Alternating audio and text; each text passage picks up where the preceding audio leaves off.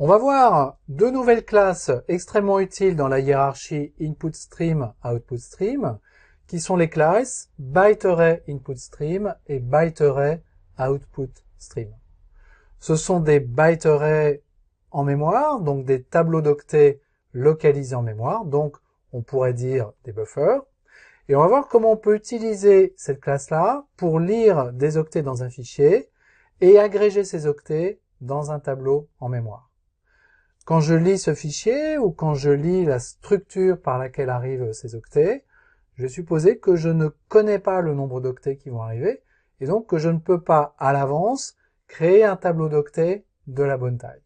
Ce byte array InputStream et OutputStream vont me permettre de régler ce problème. Donc je vais supposer dans un premier temps que je dispose d'un input stream que je vais appeler yes et qui a été créé par exemple sur un fichier. Il aurait aussi pu être créé sur une socket par exemple.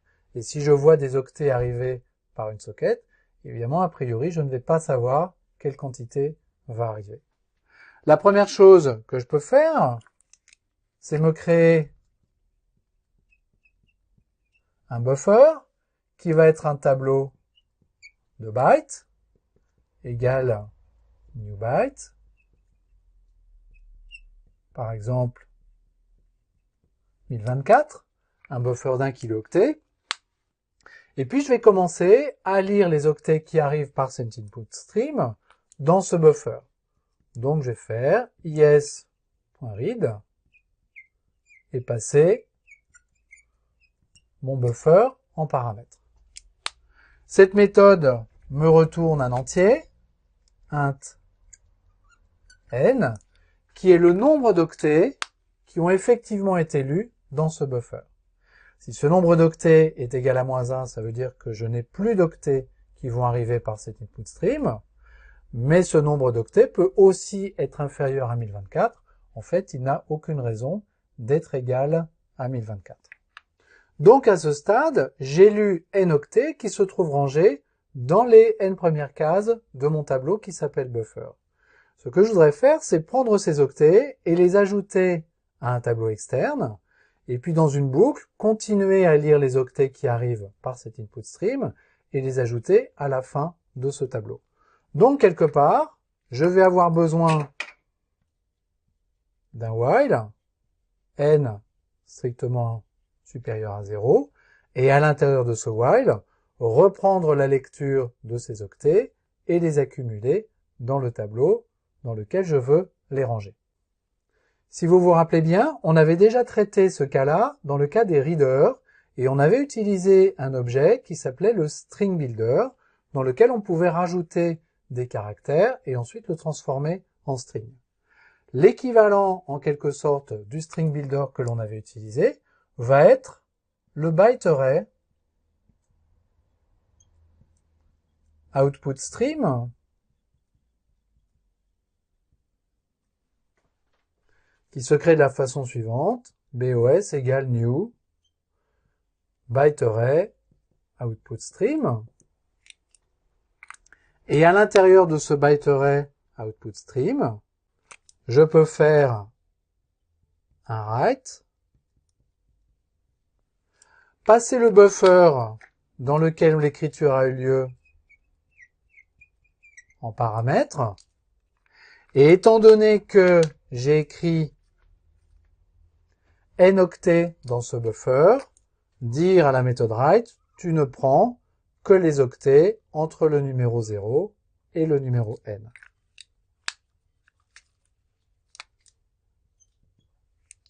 De cette façon-là, je ne vais écrire que les n premiers octets de mon tableau dans ce byte array output stream. Ce byte array output stream encapsule lui-même un tableau d'octets. Lorsque ce tableau d'octets est plein, il va s'occuper lui-même de recopier le contenu de ce tableau dans un tableau plus grand. Donc je n'ai pas à me préoccuper de la saturation de ce buffer. Je vais donc pouvoir continuer ma lecture. N égale input stream.read buffer. Si n est égal à moins 1, je vais sortir automatiquement du while. Si n est strictement supérieur à 0, je vais reprendre l'exécution du while qui se trouve ici. Donc ici, je peux fermer la collade. Et à la fin de cette opération, je vais pouvoir récupérer mon tableau d'octet par analyse de ce byte array à output stream. À ce stade, j'ai en fait deux méthodes. J'ai une méthode bos.size qui va me retourner le nombre d'octets que j'ai accumulé dans ce byte array. J'ai également une méthode bos2byteArray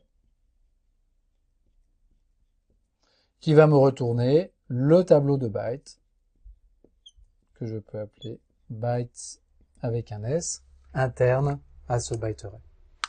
Donc ce byte array output stream joue le rôle en fait de tableau d'octets encapsulé dans un objet qui va gérer la saturation de ce tableau et qui va le recopier dans un tableau plus grand quand il sera plein. C'est un peu l'équivalent du string builder pour les caractères et les chaînes de caractères.